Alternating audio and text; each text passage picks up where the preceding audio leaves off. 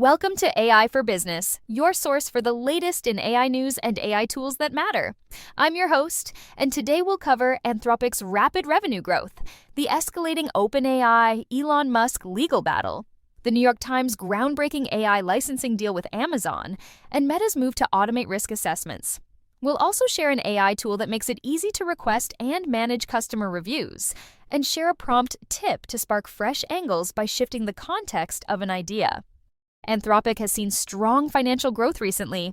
Reuters reports that the company's yearly revenue rose from $1 billion to $3 billion in just 5 months, with revenue reaching $2 billion at the end of March and climbed to $3 billion by the end of May, showing that adoption is speeding up. One major reason for this growth is the demand for code generation. Anthropic has built a reputation for AI tools that are very good at computer programming, and interest in these tools has grown quickly. This growth rate puts Anthropic among the top-performing software as a service companies.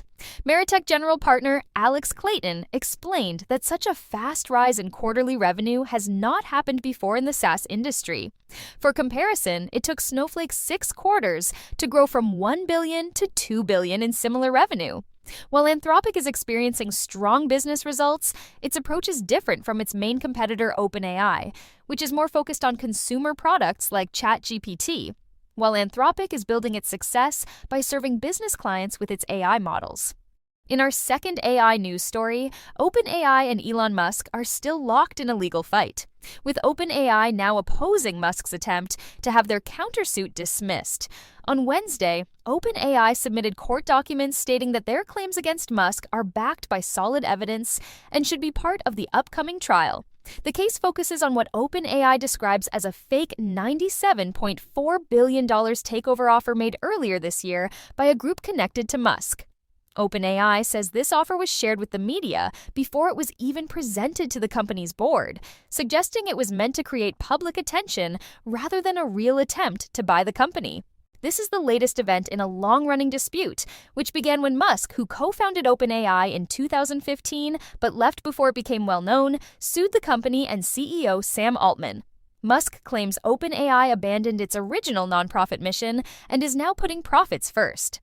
In response, OpenAI filed a countersuit in April, accusing Musk of harassment and asking the court to stop what it describes as unfair actions against the company. Even though OpenAI recently made some changes to reduce the nonprofit arm's control, Musk's legal team has said he plans to keep pursuing the lawsuit. In other AI news, the New York Times has partnered with Amazon in its first content licensing deal focused on artificial intelligence. This multi-year agreement lets Amazon use Times content to improve AI products such as Alexa and to train its own AI models. The deal includes a wide range of Times material, such as news stories, recipes from NYT cooking, and sports content from The Athletic. The announcement stated that this will allow Amazon to show real-time summaries and short sections of Times content across its services. The timing stands out because The Times sued Microsoft and OpenAI last year, accusing them of using millions of articles without permission to train AI systems. The publisher reported spending $4.4 million on this lawsuit in the first quarter of the year. Now, let's look at Meta's plans to automate its risk assessment processes. Reports say Meta is building an AI system that could handle up to 90% of the privacy and risk checks for updates to its apps, such as Instagram and WhatsApp. This would replace many tasks that human evaluators currently perform. The system works by having product teams complete a questionnaire about their planned updates.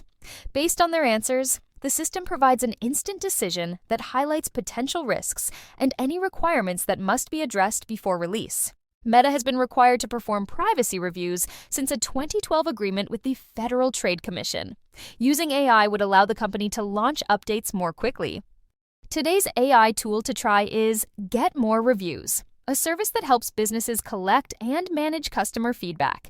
It connects with over 100 popular review sites, such as Google, Facebook, and Yelp. The system allows businesses to send review requests through email, text messages, or their website, making it simple for customers to leave feedback with just one click.